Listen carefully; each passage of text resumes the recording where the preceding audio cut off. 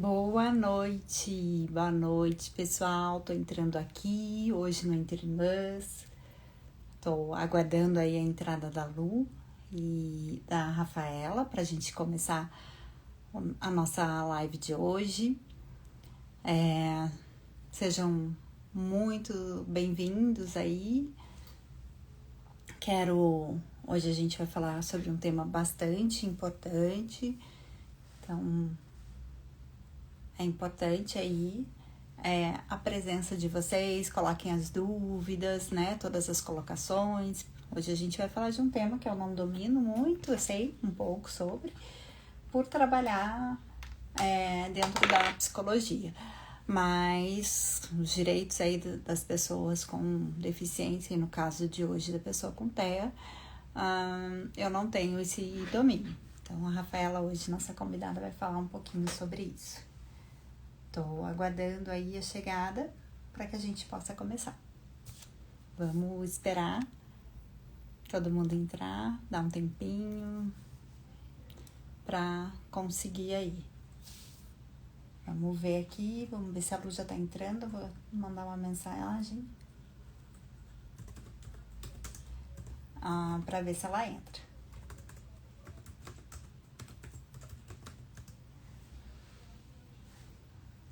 Ó, mãe entrou. Oi, mãe. Tudo bem? Vamos ver aqui quem que tô esperando. A Rafaela entrar, a Lu entrar, para que a gente possa começar a live de hoje.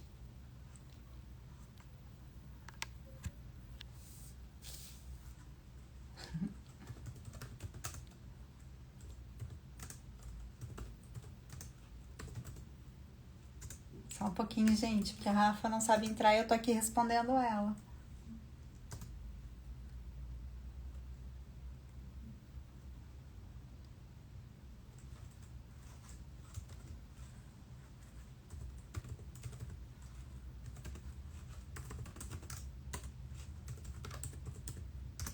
Pronto, respondi.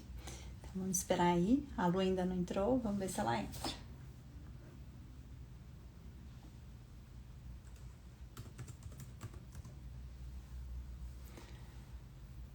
Mãe, só tô eu e você aqui por enquanto. Vamos esperar aí pra ver as pessoas chegarem pra live de hoje, que é um tema super importante.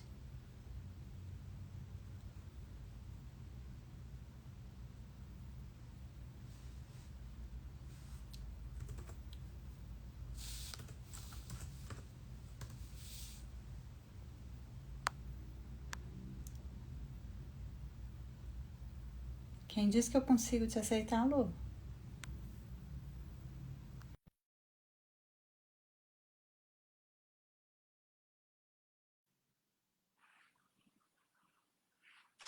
Aceitei você.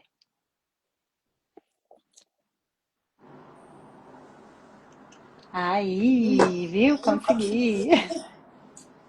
Oi, gente linda, boa noite. Tô aqui, ó, vocês não liguem, que eu tô com H1N1.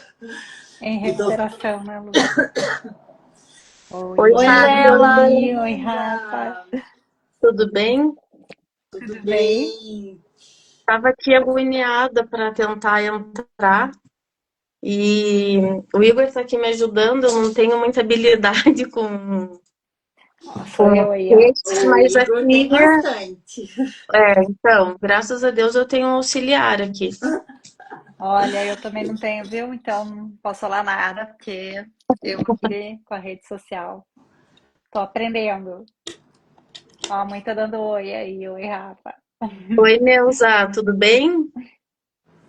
Como é que Rafa vocês tava estão? falando aqui que eu tô me recuperando, tô com H1N1, sabe? Saindo dessa gripe. Então hoje estou Jura? aqui, ó, num formato diferente. Falei até pra Fábio, você faz do teu, que normalmente eu que abro no meu Instagram. Porque eu falei, se eu tiver uma crise de tosse e precisar sair, não cai a live, né? Mas enfim. Sim. Feliz por estar aqui Fábio, com quer que eu vocês. comece? Que daí eu já Eu, passo a bola? Ah. eu Então, tava dando um tempinho aqui para as pessoas entrarem, né? Mas acho que agora a gente já pode começar para Você já deu falar. os nossos avisos protocolares? Não, Lu, eu não dei os nossos avisos protocolares. Você pode dar.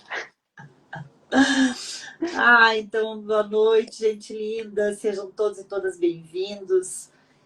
Hoje um tema super bacana, importantíssimo, né? E que faz toda alusão a esse mês de abril, que é o mês de conscientização deste universo, né, de pessoas autistas que é tão próximo a gente e que a gente sabe tão pouco.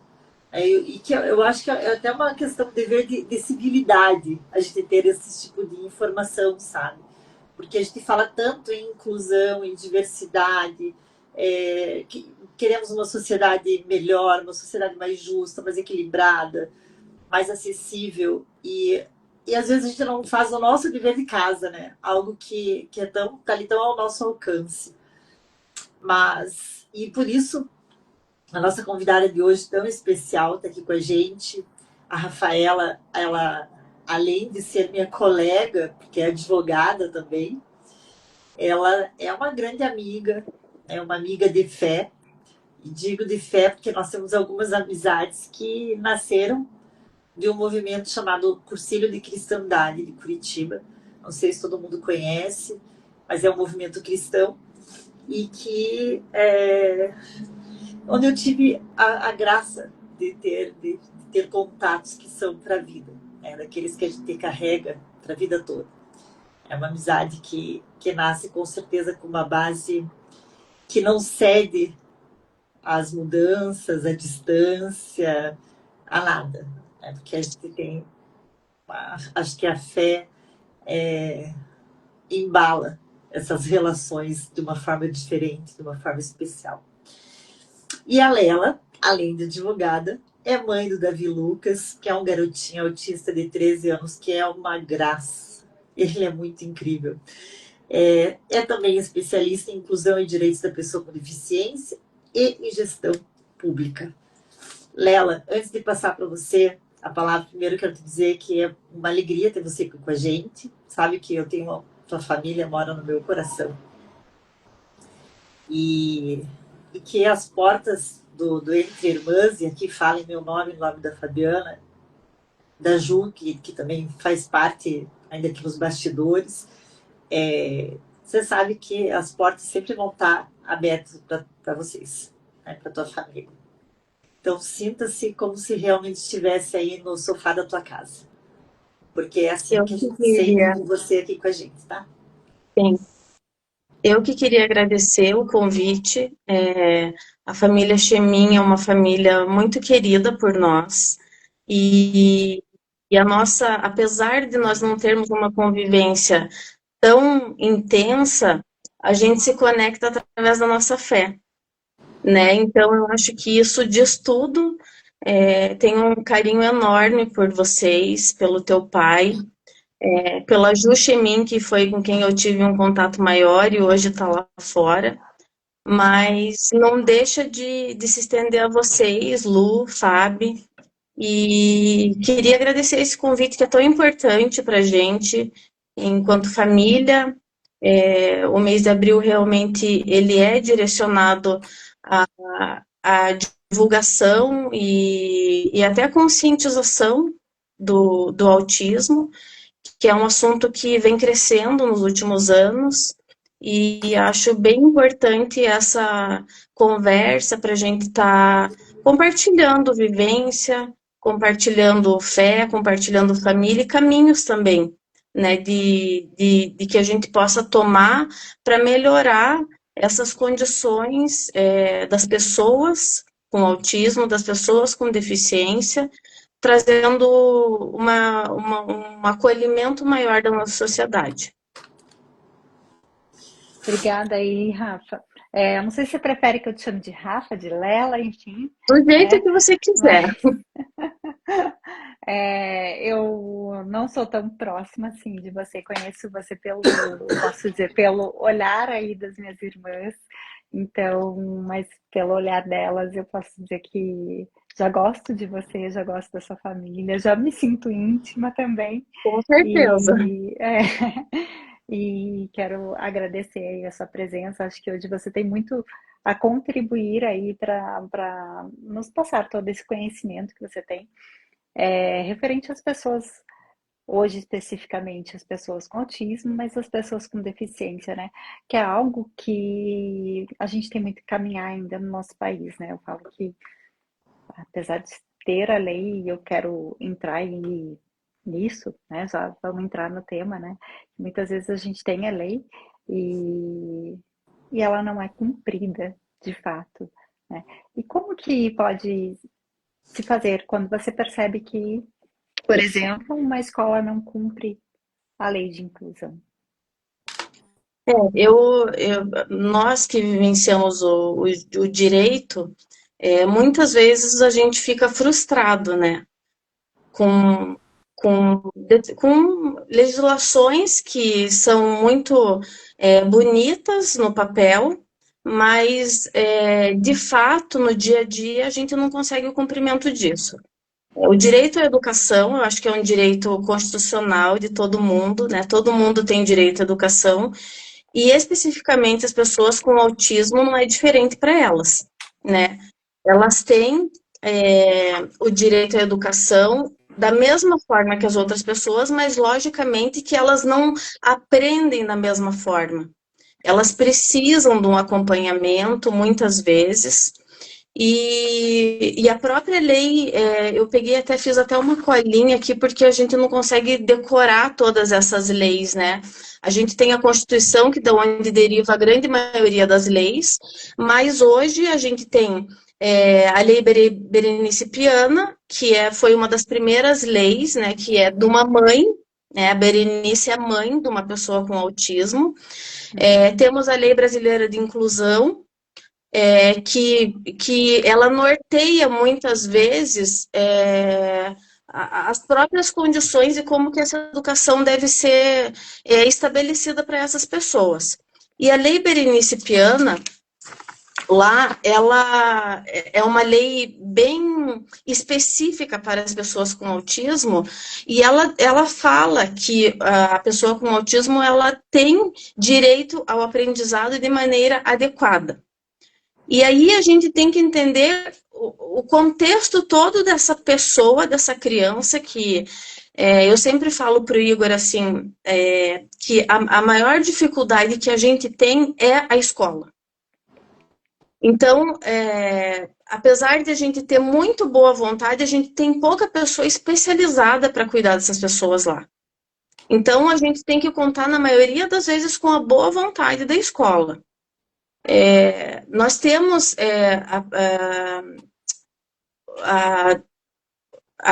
desculpe, mas a gente tem na Lei Berenice Piana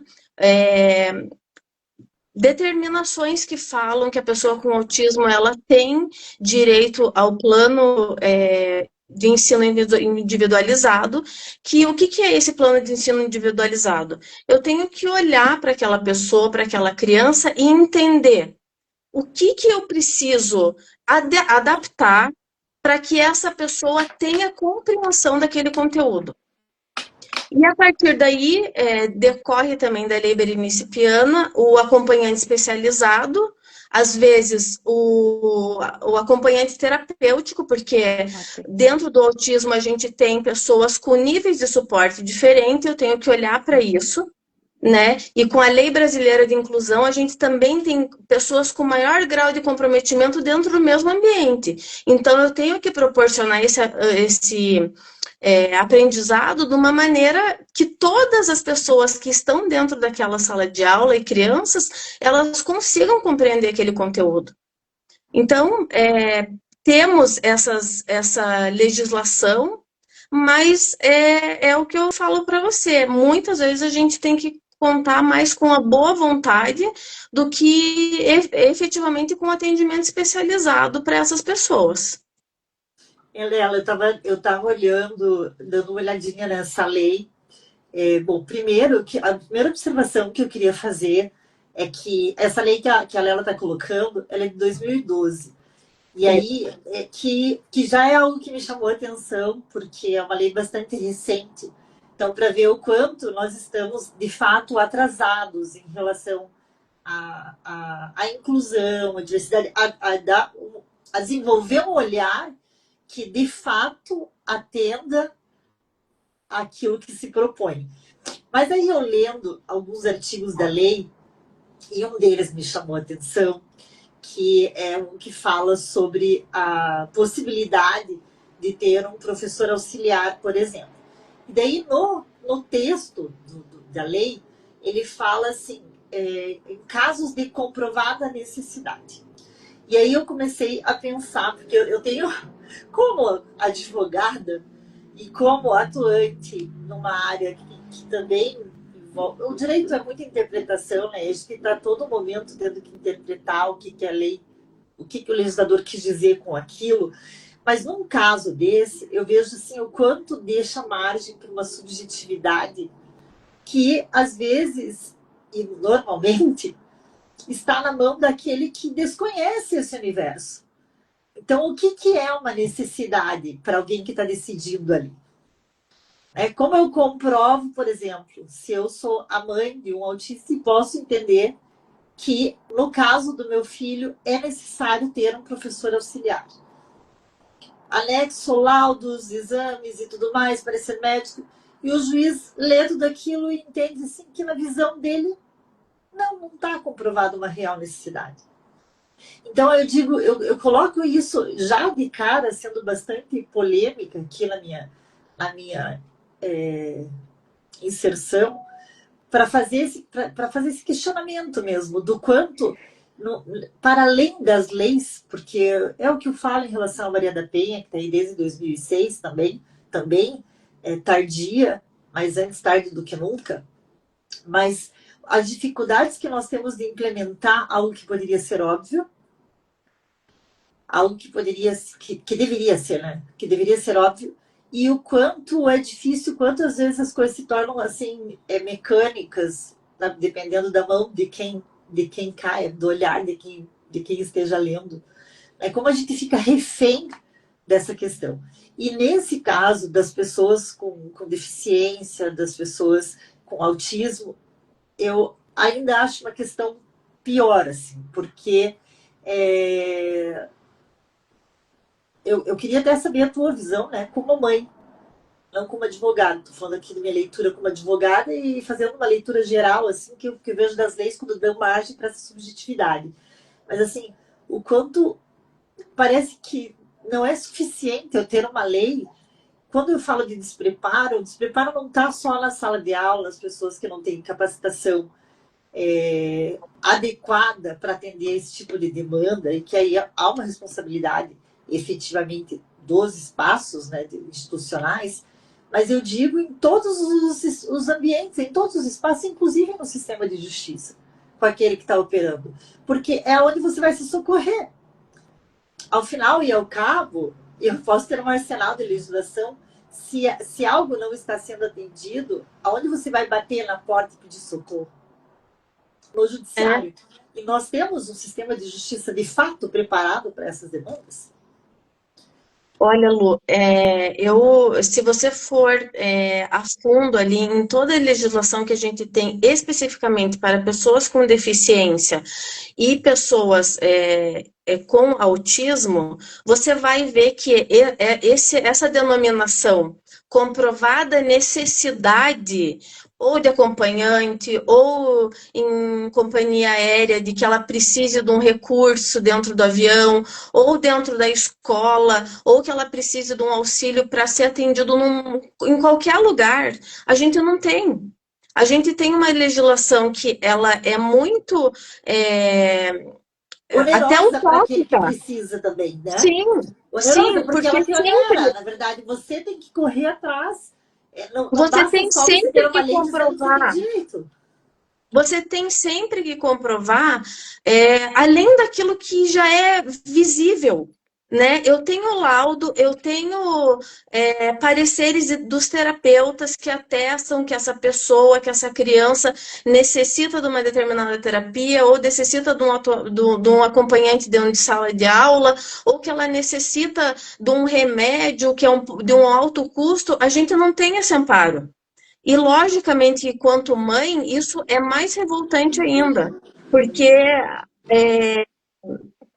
se confundem a emoção com a própria razão, né? A gente, quando tá ali aflorado, buscar qualquer recurso para o filho da gente, já numa situação que é convencional, a gente já fica, de certa forma, perturbado com um recurso que não possa vir. Agora, você imagina uma pessoa que precisa de um suporte, que você sabe que ela não vai conseguir aquilo se não for de uma forma adaptada, e logicamente a gente tem essa agonia, né? O judiciário, eu tenho uma história com o Davi, justamente com o judiciário, que para mim é muito frustrante enquanto profissional. Eu não consegui ter reconhecido um direito a que o plano de saúde cubra, por exemplo, as terapias dele. E o que a legislação fala? O plano de saúde é obrigado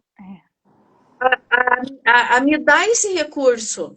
Então, assim, eu não tenho nenhum impedimento que fale para mim: olha, Rafaela, o Davi não tem direito a esse tipo de tratamento. Ao contrário, eu tenho uma lei que fala para mim: ele tem direito a tratamento, ele tem direito à educação, ele tem direito a benefício previdenciário, e eu não consigo nada disso.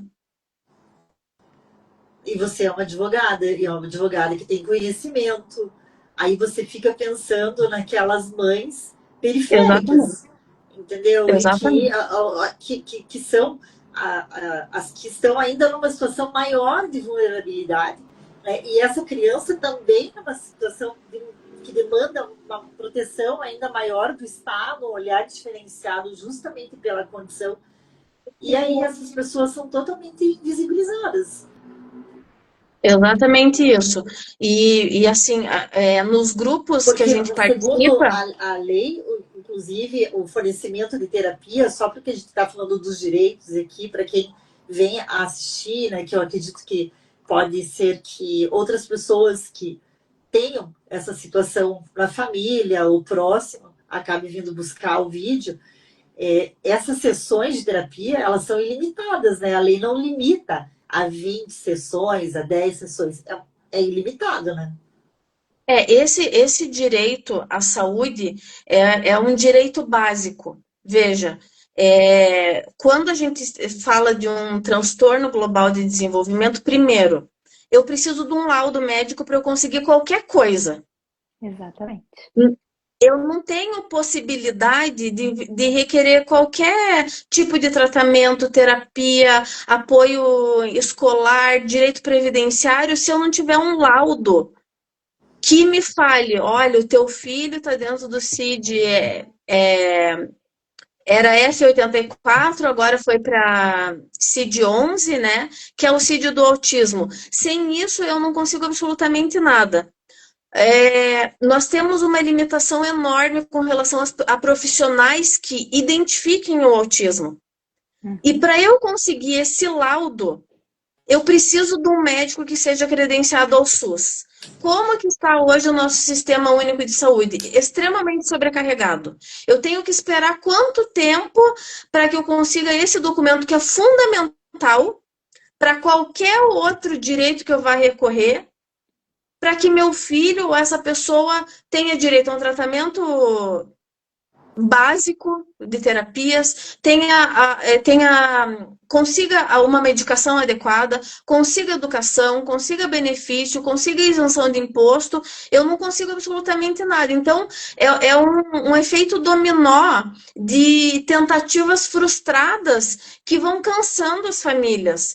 E aí, quando a gente tem alguma atitude de alguma mãe que é desesperada, a gente é vastamente e e assim, sem qualquer sensibilidade criticado. Ah, porque aquela mãe tá louca, ela é mãe de um autista, mas a gente recorre ao desespero mesmo. Se teu filho está precisando de qualquer recurso e o Estado, o município e a União, que são obrigados a fornecer isso, não te dão, você vai recorrer de qualquer forma. Não existe lei que te limite a fazer isso, não existe, lógico, a gente está falando de ética e de parâmetros que a gente tem que ter, mas foge da nossa sensibilidade enquanto você vê uma pessoa ali que necessita daquele recurso e você não consegue dar. Não, eu acho que é frustrante, né? muito, dá uma impotência muito grande, né? Pode falar, Fábio.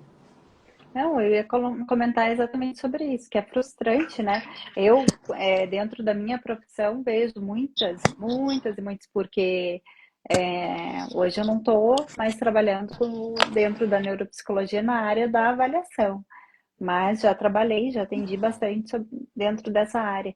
E a dificuldade que isso tem, porque não é só uma questão do laudo, né? O laudo neuropsicológico não é nada sem a avaliação do médico, né? Para conseguir os direitos. Então, é uma luta constante e um custo altíssimo. E além do que é um custo alto, como você bem colocou aí, para você ir em busca de profissionais qualificados, que de fato tenham um conhecimento para que essa criança, ou já atendi muitos adultos também, que Sim. vão em busca de seus direitos e não conseguem trabalhar, né? Então, assim, são coisas que você vê que são necessidades básicas do ser humano. Você precisa. Você tem o Davi, que é uma criança, você educa ele para que ele se desenvolva em um adulto que seja capaz de ser autônomo, né, dentro das suas dificuldades. Você não consegue o básico para construir tudo isso. E é Não, isso, sabe? A gente falando até no próprio judiciário que a Lu falou ali, parece que quando a gente tem essa situação é como se 2 mais 2 são 4. Eu não posso, enquanto judiciário, fazer uma comparação de diagnósticos. Eu não posso olhar, o fulano A, ele precisa da terapia A, então o fulano B não vai, não precisa disso. A necessidade desses indivíduos é única. Então, eu vou dar um exemplo do Davi. O Davi, quando nós tivemos o diagnóstico lá em 2013, a gente teve um diagnóstico precoce. Isso é extremamente valioso quando a gente tem um diagnóstico precoce na evolução dessa pessoa, que ela vai desenvolver autonomia. Então, a gente corria contra o tempo mesmo. E a gente vê o judiciário barrando essas prescrições médicas. Imagine, um juiz, ou o próprio. Hoje a gente tem o Natjus, né, Lu? Que é um protocolo que se tem hoje dentro da saúde, que o juiz, antes de deferir uma tutela lá antecipada ou uma liminar, ele submete a profissionais da saúde para que isso possa ser um auxílio no entendimento do próprio judiciário, se tem parâmetros, se tem pré-requisitos, se o protocolo está cumprido, para que eu defira aquela liminar. E muitas vezes os profissionais que estão ali, eles não têm, são puramente técnicos. Puramente técnicos. 2 mais 2 são 4, então ok. Se 2 mais 2 obviamente não são 4, mas se eu fujo dessa regra, eu não tenho o meu direito reconhecido e eu vou perder um tempão ali para que eu recorra a isso e para que eu possa proporcionar esse tratamento de forma precoce. E nesse tempo o judiciário está ali ensaboando e a criança. A pessoa, ela não está tendo atendimento adequado e se perdeu esse tempo, se perdeu mesmo, porque a gente tem fases que a gente tem que intervir com essas pessoas para que o desenvolvimento ocorra, né? Então, É desesperador, a gente fica, né, nessa angústia, no grupo de mães que a gente participa, essa é a grande angústia. Meu Deus, meu filho tem o diagnóstico, eu tenho o laudo, mas eu não consigo o tratamento.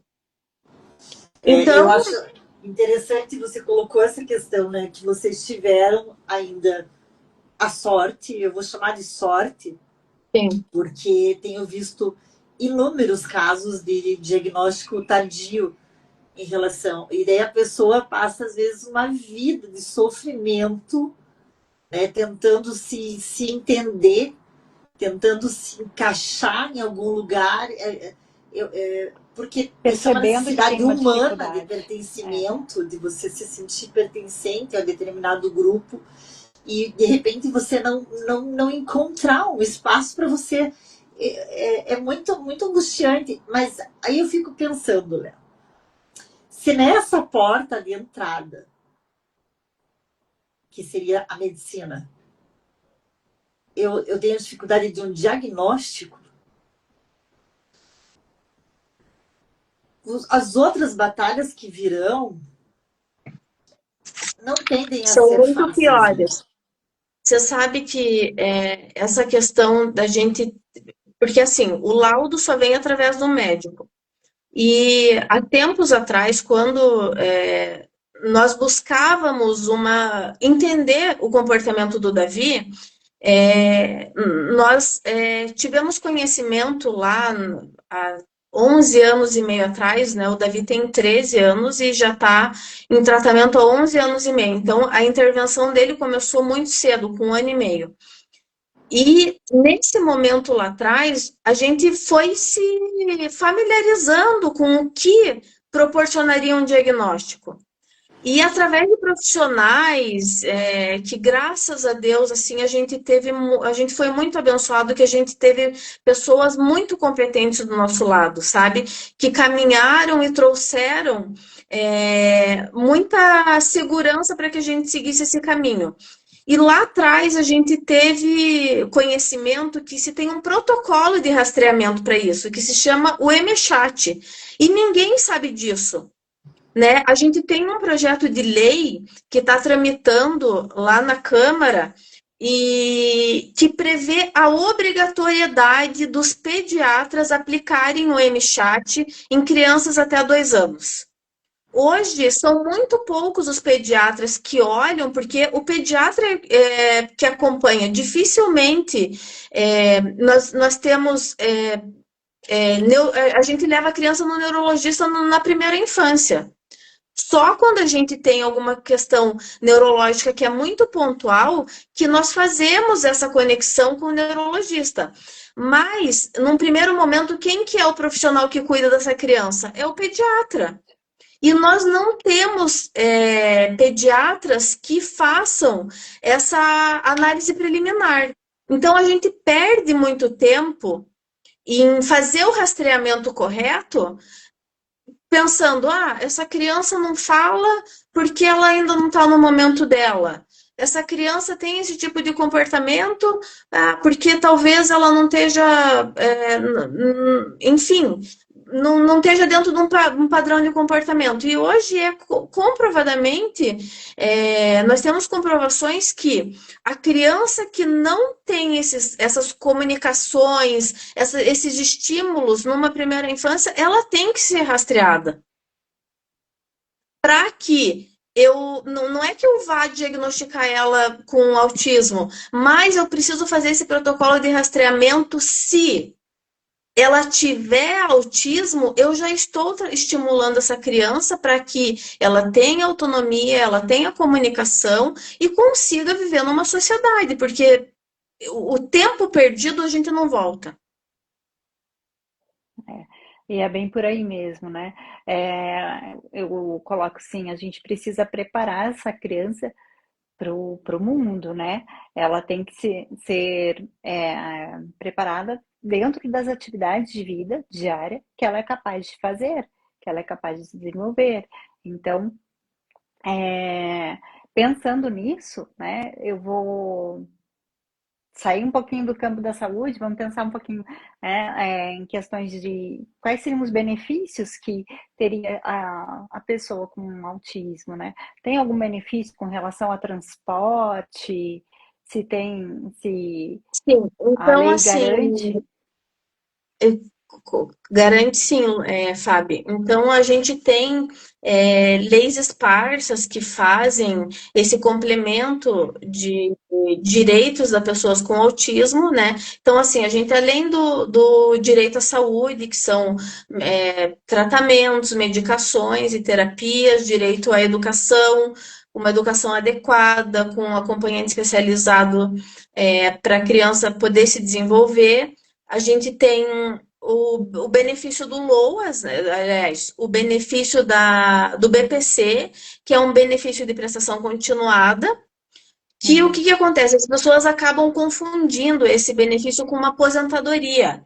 A pessoa com autismo, ela não tem obrigatoriamente o direito à aposentadoria, mas ela tem, quando preenchidos os requisitos que são estabelecidos na própria lei da assistência social, lá que é o LOAS, ela tem o benefício da prestação continuada, que você tem que ter uma renda que atinja aqueles requisitos, para que você faça essa solicitação junto ao INSS. E aí a gente tem uma questão que é bem importante, sabe? Nos últimos tempos, a gente tem um grande indeferimento desse benefício.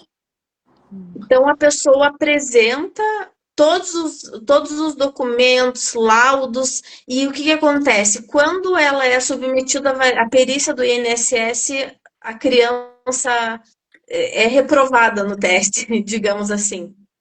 E aí a gente fica preocupado, porque se a gente tem lei que me concede esse benefício, que olhos esses peritos estão tendo para que eles façam um laudo que essa criança, essa pessoa não seja, não seja reconhecido o direito a esse benefício. Então, há uma grande procura aí na Justiça Federal por ações aí quando a gente tem esse indeferimento, que até no grupo de mães tem sido bastante recorrente esse tema, né? E eu falo já logo do benefício da prestação continuada, porque é um auxílio financeiro para essas famílias. Então, o recurso eu não consigo o tratamento, então eu vou conseguir um benefício financeiro para que eu vou tentar, de uma forma particular, tentar esse tratamento. Então, assim, eu não tenho tratamento, não tenho benefício, o que eu vou fazer? Então, é Qual muito. caminho? Qual é o caminho que eu vou tomar? Eu vou guardar meu filho em casa, eu vou guardar essa pessoa em casa e vou deixar ela guardada, né, sem qualquer percepção do mundo para que ela fique ali. Então, são questões que a gente tem que falar, o judiciário tem que rever, né? E o próprio sistema administrativo ali, quando vai fazer a triagem dessas pessoas, tem que ter uma sensibilidade, porque se eu preencho os requisitos, eu tenho que ter o direito, não tem por que eu não tenho ter. O que você me fala aí é que existe a lei, mas a execução dela tem um longo caminho até a execução, né? Um caminho muito O árduo, né? muito Um árduo caminho e mais muito. do que isso aí, eu acho que o quanto isso impacta, né? Porque a gente vê um crescente número de pessoas que são identificadas com TEA, né? E não só, né? Vários transtornos que a gente vê um crescente número. É, a medicina evoluiu muito em tudo isso, e acredito que sim, isso tem contribuído para que também tenha evoluído os diagnósticos, mas, por outro lado, não tem acompanhado aí a execução das leis, né? As escolas, como eu coloquei, as questões relacionadas ao transporte. Quando a gente olha para o indivíduo, para uma criança, você vê aquele momento que ela está vivendo, mas você não olha que essa criança ela vai crescer e ela precisa ter autonomia para viver. Então, é em busca disso que as leis estão baseadas, para que Isso, consigam aí seguir, né? Então, quanto é cruel e, como você bem colocou, né? Tira uma parte da vida que é fundamental, que quando a criança é pequena, ali em pleno desenvolvimento, a gente sabe, você aí como mãe do Davi, eu como pessoa deficiente que sou, se não fosse tratado desde o começo, é, não conseguiria ter os benefícios que hoje tenho por causa disso. Porque sim, na medida em que a gente vai crescendo, né, o cérebro vai amadurecendo, por mais que a gente saiba, tem a plasticidade cerebral, sim, tem, mas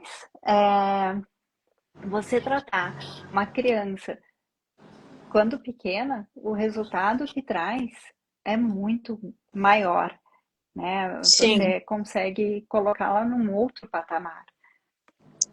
Essa questão, sabe, Fábio, da gente ter essa.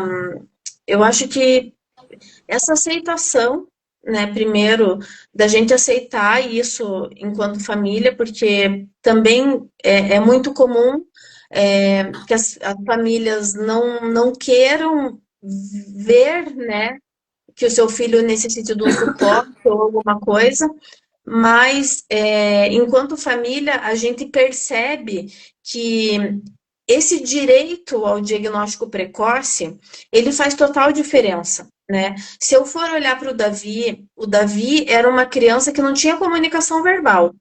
Então, até os 5 anos, a gente não sabia se ele ia desenvolver ou não a comunicação. E isso vai deixando tanto a equipe multidisciplinar quanto a própria família agoniada, porque você está fazendo estímulo, você está fazendo tudo que é necessário e a comunicação verbal não vem, e muitas vezes ela não vem. Então eu tenho que, e graças a Deus, na condição, na situação do Davi, a comunicação veio com 5 anos. E hoje ele, né, ele fala muito, consegue se comunicar, né? O Igor, ele é muito falante, então eu tenho duas matracas aqui em casa, porque eu não posso. E eu penso assim, toda vez que eu vou falar para ele, Davi, dá um tempo, eu penso nisso, sabe? Quantas mães não vão ter essa graça do filho se comunicar, pedir alguma coisa, pedir um copo d'água, ou simplesmente chamar mãe ou pai, ou quer ajuda. Então, essa questão é muito sensível, porque o Igor colocou. É muito sensível porque eu preciso estimular essa criança para que ela venha ter autonomia e ela consiga fazer algo que é tão simples para muitas pessoas, que é se comunicar. Uhum. Então, a gente ter lá atrás essa impossibilidade de tratamento, essa impossibilidade que vai trazer um recurso lá na vida adulta para o meu filho, que ele tem autonomia, e isso é algo que deixa grande parte das famílias aflitas, porque a gente quer estar aqui até eles conseguirem se virar sozinhos. Né? E até nessa semana do autismo, o Igor até compartilhou um vídeo que é muito real e é muito impactante, de um pai falando que na Assembleia Legislativa de algum estado do Nordeste, ele falando assim, olha, eu preciso estar aqui para poder cuidar do meu filho, porque o dia que eu não estiver aqui, ou ele usa esse termo, que Deus tenha misericórdia, que leve meu filho junto comigo, porque se eu deixar o meu filho nesse mundo, vão matar ele. Porque ele não consegue, infelizmente a sociedade ainda não consegue dar acesso a essas pessoas, sabe? Da maneira que é necessária e da maneira que eles devem ser respeitados do jeito que eles são. Eu queria falar uma coisa. Você tocou num ponto que me fez olhar para um outro lugar, que é o espaço político. Por quê? Porque é uma briga que eu tenho bastante em relação às causas que eu abracei para a vida, que é sobre o lugar de fala, né? E aí eu queria perguntar, de que forma teremos leis que atendam efetivamente, né, de forma eficaz e efetiva, as demandas das pessoas com deficiência, dentre elas aí, incluindo a pessoa com autismo, se não tivermos dentro desses espaços políticos pessoas que de fato conheçam a causa. Porque quando você falou desse pai que você assistiu, isso me trouxe isso muito forte. Assim. Eu acho que é importante, eu trago aqui esse ponto, Bela, porque é claro que eu imagino que você e o Igor, enquanto pais de uma criança autista, vocês enxergam quando vão escolher seus representantes. Vocês vão olhar essa pauta da mesma forma que eu, quando vou escolher o representante, vou olhar as pautas que ele ou ela defendem e tudo mais, e não fico só naquilo que eles dizem, porque, gente, vamos combinar que falar bonito e ganhar voto porque fala bonito não dá certo, nós já sabemos disso, já tivemos essa experiência, né, do falar correto e tudo mais, da pompa, e nada disso traz resultado, mas de aliar a fala a uma vida que mostre realmente uma luta por determinadas pautas. Mas falo porque eu acredito que vocês que estejam no radar de vocês, mas para chamar a atenção das pessoas que nos assistem, para que quando vão escolher seus representantes, né, seja na Câmara, na Prefeitura, no governo federal, no Senado, especialmente, né, onde estão as nossas pautas legislativas, eu acho que é extremamente importante que as pessoas entendam que o exercício da cidadania é mais do que ir lá e votar. Sabe? Porque nós precisamos, de fato, de pessoas comprometidas com as pessoas desse país. É isso. Porque se o olhar estiver voltado para as pessoas, plural, desse país, as coisas vão começar a dar certo. Mas, infelizmente, não é o que tem ocorrido, né? Não, eu posso falar, eu vou falar para você e talvez eu esteja excedendo até na porcentagem que eu vou te dar. Mas eu acredito que 99% das pessoas, dos deputados, senadores e pessoas ativistas que a gente tem nessas pautas, elas vivem isso em casa. Então, muito dificilmente só pessoas mais sensíveis que vão aderir a essas políticas. Então, eu vou dar um exemplo para você da Andrea Werner. Andrea Werner é uma mãe, né, que hoje é deputada estadual lá em São Paulo, que é uma pessoa que é ativista, mas ela vive o autismo dentro de casa. As pessoas que lutam pelas políticas com deficiência são pessoas que têm essa vivência na família ou conhecem alguém. Dificilmente nós vamos ter políticos sensíveis a olhar o outro, porque olhem para isso e falem: eu preciso ajudar essa pessoa, eu preciso ter esse olhar humano. Nós não temos isso. Nós não temos. Nós temos pessoas engajadas e logicamente, eu e o Igor, a gente é voltado ao autismo porque o autismo chegou na nossa família. Né? Ele chegou na nossa família através do Davi e nós tivemos um olhar acolhedor. É óbvio que não é qualquer diagnóstico de qualquer situação que a gente tenha que atinja diretamente a família, não é fácil de você lidar. Mas isso tem que ser tem que impulsionar você para alguma coisa.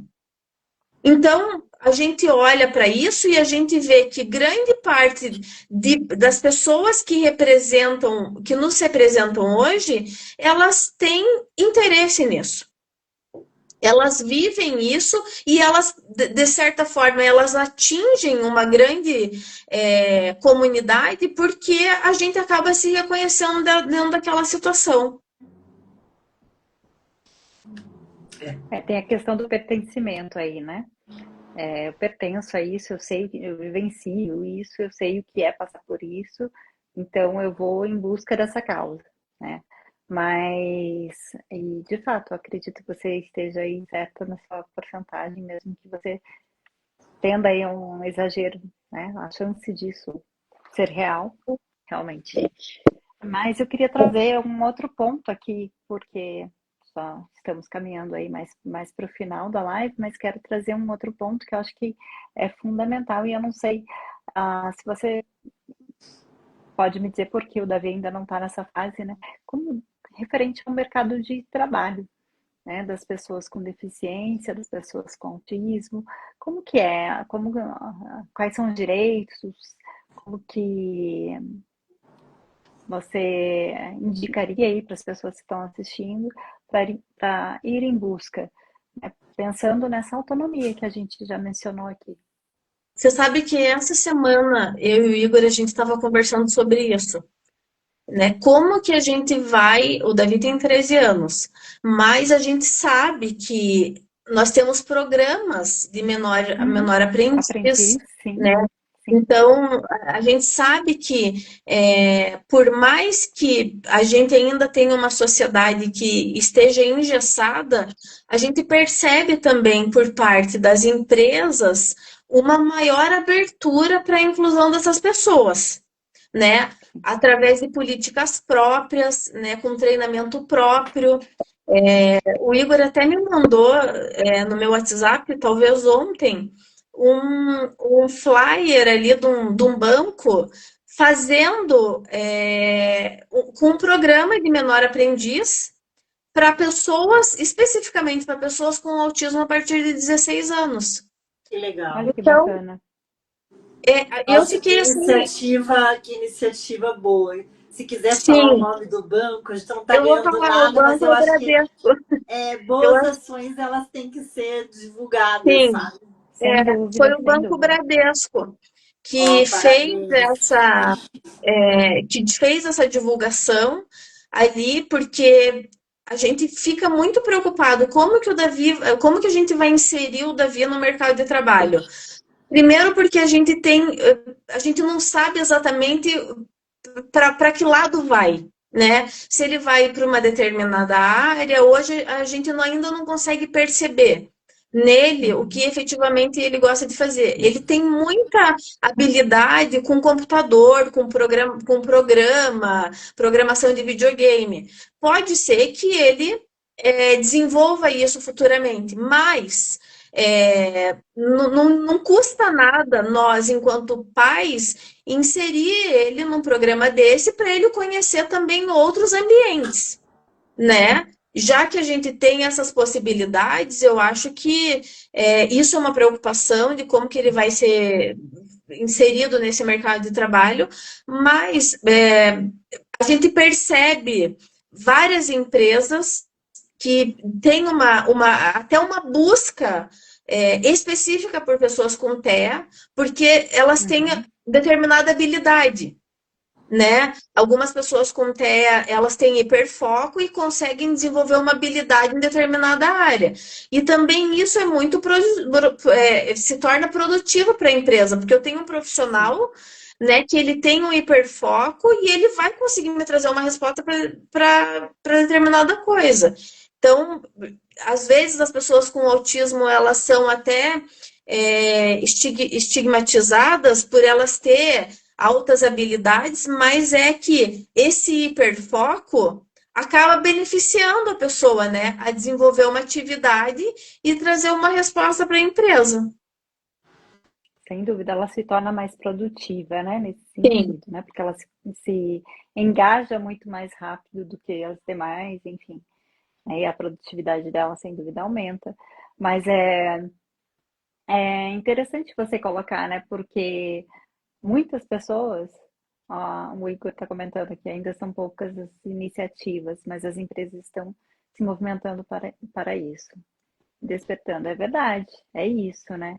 É, mas estamos no movimento, né? Vamos ser aí Sim. positivos, que quanto mais empresas fizerem, né, melhor vai ser, porque a gente sabe que é, ainda é pouco, mas já é um começo, né? E pode falar, Lu. É que eu ia puxar a sardinha aqui para o nosso lado, mas é só para poder inspirar outras pessoas a fazerem o mesmo.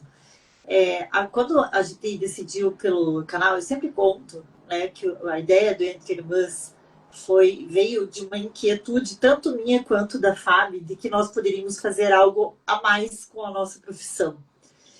E, e a gente sentia a necessidade assim de que a gente podia doar um pouco do nosso tempo para fazer algo que levasse informação para as pessoas e que pudesse gerar uma transformação, porque a gente sempre se sente inquieta com as questões, com as mazelas inerentes aí, ó, à vida, e fica muitas vezes de mãos atadas, pensando, eu queria poder fazer, mas não tenho esse alcance, não tenho.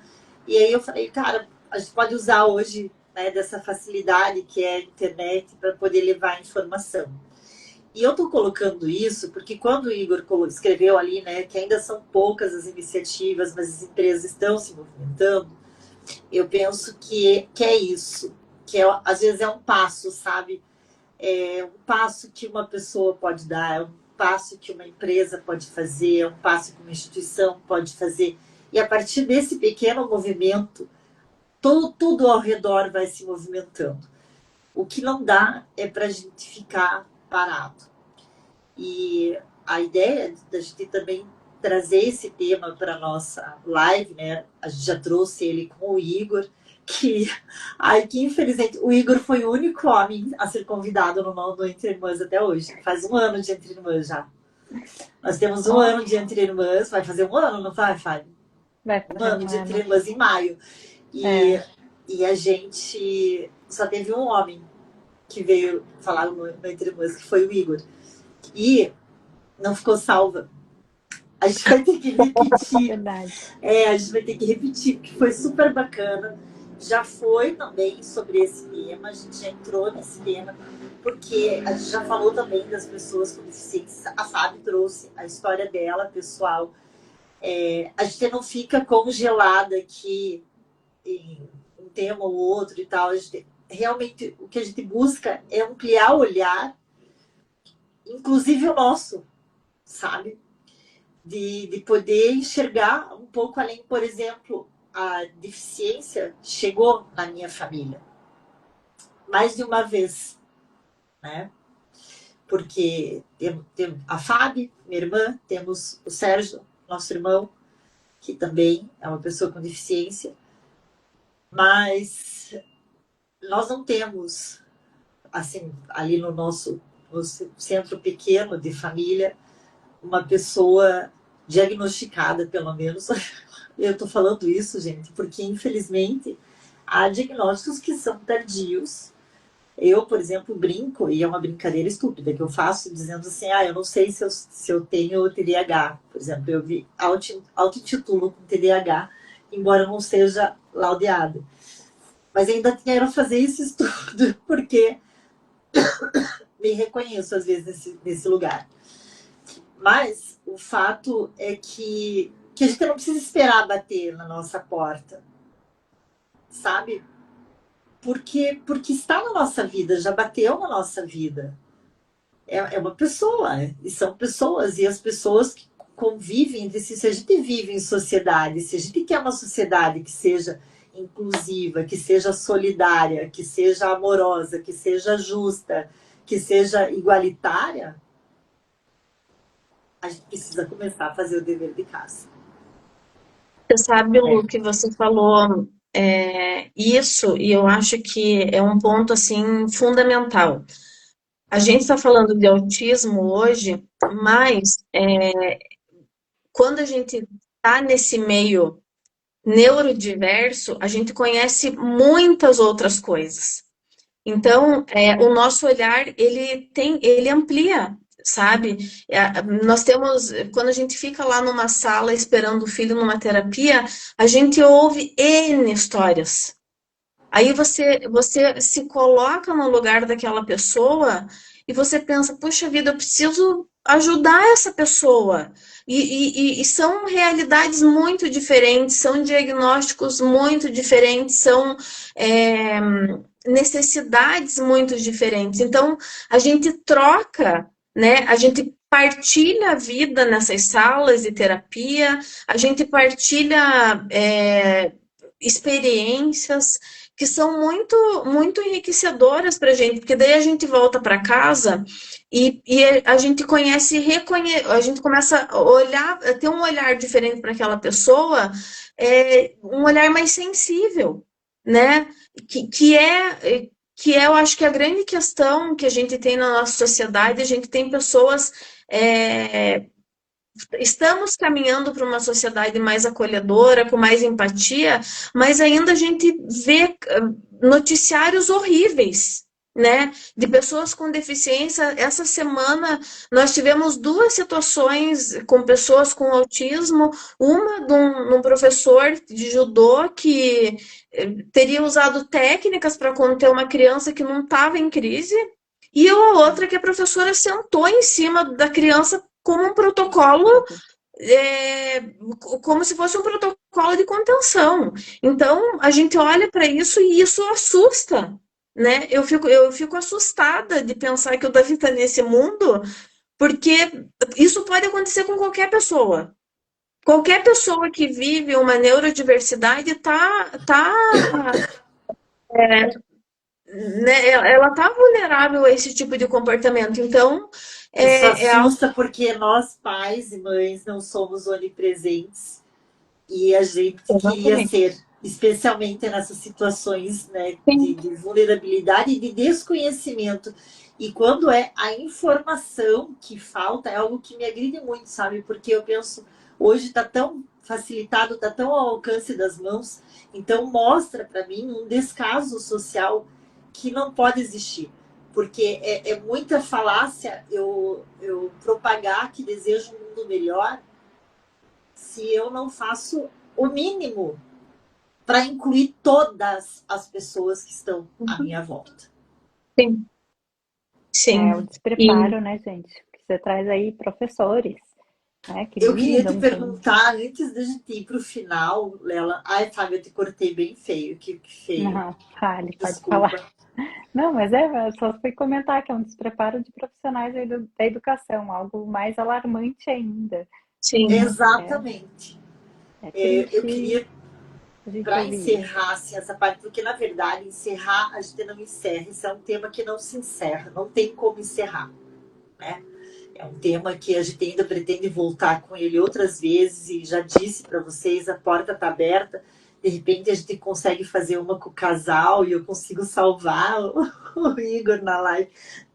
Peço perdão de novo, gente, aqui tá feio aqui o meu negócio. Eu queria ver se eu tive que me ausentar aqui um período, então eu não sei se você falou sobre isso ou não. Mas eu queria, só para voltar um pouquinho nos direitos, eu sei que também tem algumas isenções em relação a impostos. Você tem como dar uma pinceladinha nisso, bem rapidinho, assim, para sim. gente? Então, nós temos isenções que são municipais, estaduais e federais. Então, começando lá pelas federais, a gente tem a isenção de IPI para a compra de carros. E como que isso funciona? Isso funciona de cada montadora. Não existe uma porcentagem que eu vou ter de desconto efetiva com um determinado carro. Então, o carro tem que preencher alguns requisitos para que esse desconto de IPI a gente consiga lá na compra de carro. Tem o imposto, às vezes as pessoas pensam, e isso, na verdade, não existe ainda. Tem um projeto de lei que tramita para isenção de imposto de renda para as pessoas com autismo.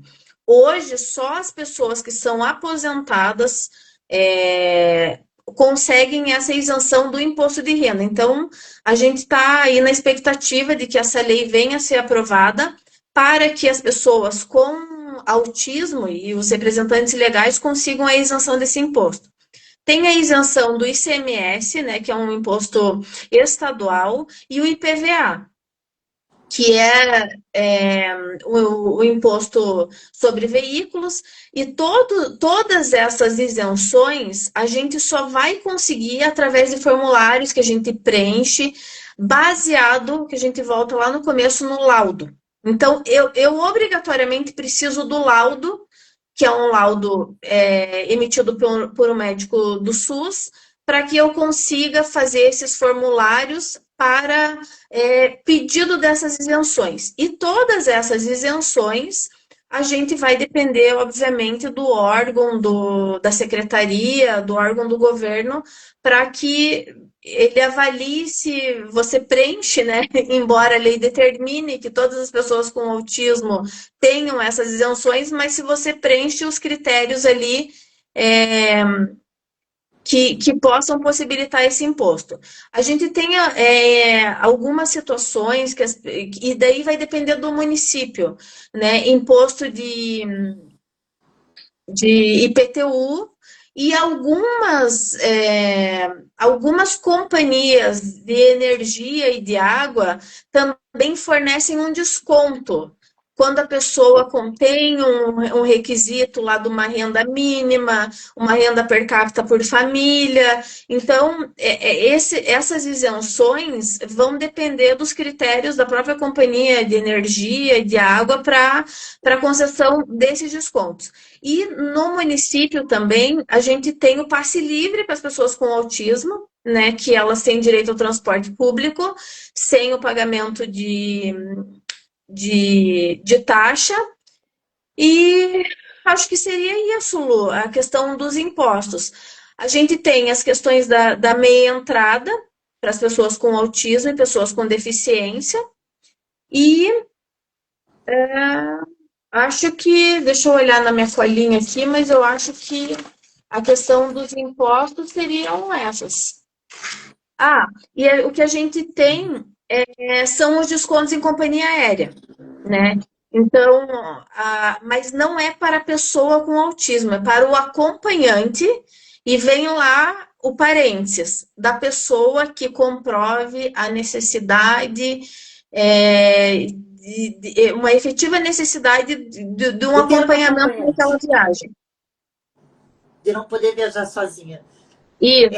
Tem as burocracias. O que eu queria também dizer para quem nos assiste aqui, para quem vir depois para assistir, é que se você é pai, se você é mãe, tio, tia, avó, enfim, se você tem um familiar que tenha essas necessidades, que precise desses cuidados, se você tem dúvidas em relação aos direitos do seu familiar, do seu amigo, enfim, busque uma ajuda especializada.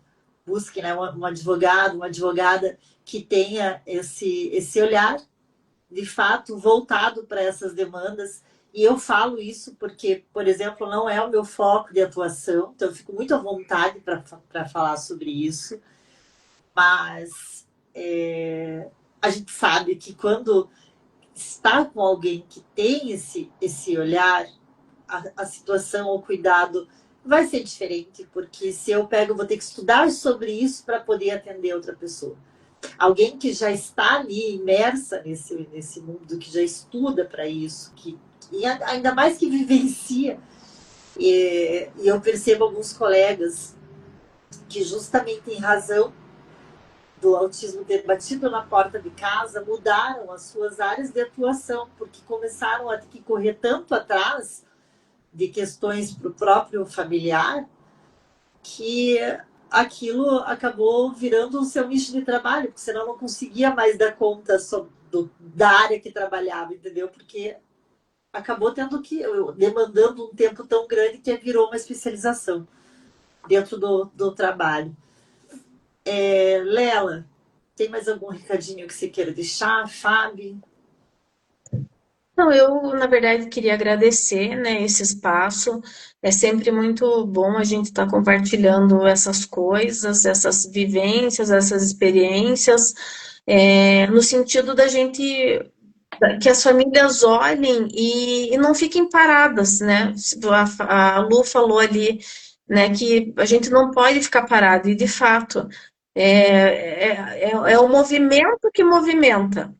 A gente precisa olhar para isso e se impulsionar e buscar os recursos que a gente tem na lei e buscar os recursos que a gente tem enquanto família, se apoiar enquanto comunidade para que a gente consiga dar acesso para essas pessoas a tudo que eles precisam. Eu quero agradecer aqui a tua presença. Quero te dizer assim, aprendi bastante aqui hoje também com você, né? Eu sou sim uma pessoa com deficiência, mas posso te dizer, não tinha nada dessas leis quando eu era pequena. Você comentando aí, é, até me veio imagens na cabeça, né? Minha mãe, que está aqui nos assistindo, é, por diversas vezes no mundo em que não tinha internet, não tinha nada disso. Eu chegava no consultório e ficava por horas e horas ali esperando junto com ela e, e conhecemos diversas pessoas que tinham ou não a mesma deficiência que a minha, o mesmo grau ou não que a minha, e muitas vezes chegavam por indicação dela, sem nem ela saber que ela mesma tinha indicado. As pessoas ligavam lá em casa para falar, para saber da minha história, enfim. Então, o quanto isso faz diferença na vida das pessoas, as pessoas falarem sobre, as pessoas conversarem sobre, né? A informação pode salvar vidas, né? Pode melhorar vidas. Então, é muito importante a gente ir divulgando, falando sobre isso, porque E é ouçam as tão. mães, né, Fábio? Porque as mães são o primeiro diagnóstico vem de dentro de casa. Porque com a É, Fábio foi assim. O primeiro diagnóstico da Fábio não veio de um médico. eu posso dizer assim, a neuro não veio na minha vida por acaso, né? Escolhi ser neuropsicóloga também por isso, pela minha história, porque o fato dos meus pais perceberem, né, a minha deficiência, é, trouxe para mim um olhar para a família, um olhar para os pais, né? Então, assim, eu sempre falo que ninguém conhece melhor aquela criança, aquele indivíduo, do que quem cuida deles. Então, sempre escute, né? Se você percebe que tem alguma coisa que não está normal, escute. Busque um profissional, vá atrás. Você sabe que, só para a gente finalizar, tem uma amiga minha que é conhecida também, a gente se conheceu pelo autismo. Faz tempo que eu não converso com ela, Andréa Isopo. Ela tem um filho com autismo e numa das conversas ela falava bem assim para mim, ela é gaúcha, e ela fala assim, guria, tu tem que se especializar para cuidar do teu filho, porque não existe pessoa melhor no mundo que nós que somos mães. E isso ficou latente na minha cabeça quando eu percebo que a gente tem alguma dificuldade, né, em procurar recurso para o Davi, eu penso, e aqui em casa a gente usa muito desse recurso, a gente procura ajuda, procura recurso, procura entender para que a gente possa ajudar o Davi. Então, é de fato, assim, a mãe, a família, assim, é o primeiro lugar, né? Eu acho que é o lugar mais importante dessa pessoa, né? Porque ela é o lugar da onde ela veio e que, de fato, ela é acolhida. É o lugar mais É. seguro. E você usou um Sim, termo, né, que é fundamental que tenha na família, em primeiro lugar, o acolhimento, né? É, vou te dizer que até os meus 7 anos de vida, quem fez fisioterapia em mim, estudou para isso e se especializou nisso junto com as fisioterapeutas foi a minha mãe, todos os anos, todos os dias. Então, se hoje eu caminho, se hoje eu faço tudo que eu faço, até me emociona aqui. É, eu devo isso a ela, ela sabe disso, quanto eu sou grata por toda a dedicação, né? Mas quando a gente fala da família, porque não é só ela. Ela só pôde fazer isso porque ela tinha um suporte dentro de casa. Então, é muito importante o acolhimento de toda a família, a aceitação de toda a família, para que possam aí evoluir juntos, né? Sim, e Viu, eu paizinho? também Você vai tenho. assistir? Paizinho, Fábio não esqueceu de você. Não E eu esqueceu. também não posso deixar de agradecer, né, o meu companheiro, que também fico emocionada, porque o Igor é um parceirão, né? Ele é um paizão e me apoia muito. E assim, eu falo assim que a gente é a dupla perfeita. Que Deus colocou um na vida do outro, porque a gente tinha que ser os pais do Davi. E lógico que sem ele aqui do meu lado, a gente não chegaria à metade do caminho que a gente chegou. Então, lógico que eu agradeço a ele e também te amo muito. Oh, Que lindo. viu, Ai, que Deus gente? abençoe aí, Entre ó. irmãs também tem momento de declaração de amor.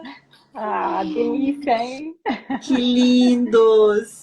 Ai, que live gostosa, que peninha de acabar. Pois Sim, é, já uma Que passamos aí, peninha de delícia. né? acabar. Eu quero dizer muito obrigada, Lela, mesmo. Eu não saberia seguir sem você. Ai, gente, parei Te tudo. amo. Para tudo. Vocês estão fazendo até eu voltar a acreditar em amor. Tô brincando, eu acredito, gente. Eu acredito. Ai, que lindo. A Rafa é uma querida, Michele, fofa, obrigada pela presença aqui na live. E agora, Beijo, recadinhos Michele. Saudade de protocolares. você. Para quem não nos segue ainda no YouTube, vão lá, gente, canal Entre Irmãs. Tem o link na bio da minha página aqui do Instagram. Não sei se no da Fábio também ela já A colocou. minha Tem aí. também. Então vão lá, sigam, aperte o sininho para receber as notificações, compartilhe se fizer sentido para você e você achar que aquele conteúdo que você absorveu vai ajudar outras pessoas. Comente, nem que seja um emoji, ajuda muito. Vocês sabem que o algoritmo ajuda a encaminhar para mais e mais pessoas e assim a gente pode de repente ir despertando consciência e tendo, cara, chegando mais próximo daquela sociedade que a gente de fato quer viver. A Ju também tá escreveu ali saudade, Lela. Também tô com E saudade, Ju. quero agradecer mais uma vez, Lela. E quero. Eu sempre termino lendo uma poesia, né? Todo mundo que assiste as nossas lives já está acostumado. E hoje eu vou ler um trechinho de. Um trechinho, não, porque é curtinha essa. Eu vou ler duas. Duas. Tá. Desculpa, gente, licença, mas é que eu fiquei em dúvida. E elas foram escritas por pessoas com autismo. Uma delas é do Pedro Carvalho de Lucena. Para quem não conhece ele tem hoje 20 anos, mora no Recife, é autista não verbal e se comunica digitando em um teclado. Ele lançou um livro que se chama Parabólicas. E eu vou ler uma poesia dele que se chama Expectativas e que eu me tocou assim. Da vida, quero o viva. Do abraço, o aperto. Do hoje, o instante. Do amanhã, recomeço. E a outra, que eu vou ler um pouquinho maior, também é de um menino. Ele é de Nova York. O nome dele é Benjamin. Agora, o sobrenome dele, Dirux. Talvez, não sei, gente, meu inglês, ó. Enfim, quando ele escreveu essa poesia, ele tinha 10 anos de idade. Mas o site que eu achei aqui é de 2019, significa que ele já está maior de idade hoje. Um menino também com autismo, e ele escreveu um texto que era um dever de casa, em que a professora pediu para escrever um poema que se iniciasse com a palavra eu sou. E aí o que segue a tradução que eu encontrei na internet. Eu sou singular. Eu sou novo. Eu gostaria de saber se você é também. Eu ouço vozes no ar. Eu vejo que você não. E isso não parece justo. Eu gostaria de não me sentir triste. Eu sou singular. Eu sou novo. Eu finjo que você também é. Eu me sinto como um menino no espaço sideral. Eu toco as estrelas e me sinto fora de lugar. Eu me preocupo com o que os outros podem pensar. Eu choro quando as pessoas riem. E isso me faz encolher. Eu sou singular. Eu sou novo. Eu entendo agora que você também é. Eu digo, eu, eu me sinto como um rejeitado. Eu sonho com um dia em que isso será ok. Eu tento me encaixar. Eu espero conseguir um dia. Eu sou singular. Eu sou novo. Eu achei. Nossa, fiquei até emocionada aqui com isso. Que eu achei lindíssimo, extremamente sensível, né? Pensar que a criança tinha 10 anos quando escreveu, mas que também mostra o quanto a gente precisa se conectar com as pessoas que estão à nossa volta, independente, né, de quem são elas, das dificuldades que elas passam, das suas deficiências, das suas diferenças. Sou novo no sentido de ser a nova forma de existir, de ser, de viver. Exatamente. Exatamente. O que eu achei muito legal, porque ele expressou melhor do que dizer até sou diferente, né? Que normalmente as pessoas colocam o sou diferente, mas diferentes somos todos nós, todo mundo é diferente. Sim. Eu acho que as diferenças são o que nos fazem somar, inclusive, né? Mas eu achei que foi algo de despertar mesmo, despertar para esse olhar, né? No novo dessa nova forma de existir, de ser, de viver, de perceber o mundo. É É, bem isso. eu fiquei tocada também, porque enquanto você lia, uma criança com 10 anos, ela ser tão profunda, mas às vezes as pessoas com autismo, elas são entendidas como pessoas frias, né? Que não conseguem perceber o outro, e é tudo isso que você falou. A cabecinha dele, eu escuto vozes. Quando você falou isso, eu fiquei pensando no Davi, porque às vezes o Davi, ele ecoa, né? Ele ecoa, o que a gente chama de ecolalia. Ele volta em conversas que ele escutou, é como se aquilo estivesse falando na cabecinha dele. E eu acho que foi perfeito esse poema, porque eu acho que retrata fielmente, assim, é, aquilo que eu consigo sentir no Davi. E fiquei também emocionada e agradecida por estar participando desse momento com vocês. E nós também, Lela. Super agradecemos, Lena. Super agradecemos, né, a tua participação aí. E olha, essa live aí com o casal, acho que ia ser uma ótima também, viu? Será? Vamos pensar, Vamos marcar. vamos sim. Um beijo Muito muito grande. obrigada. Ó, Beijo. Tchau. beijo, gente. Obrigada, Beijo, viu? Tchau, gente. tchau. Linda. Até a próxima terça. Tchau. Tchau, tchau. Não esquece de salvar, Fábio.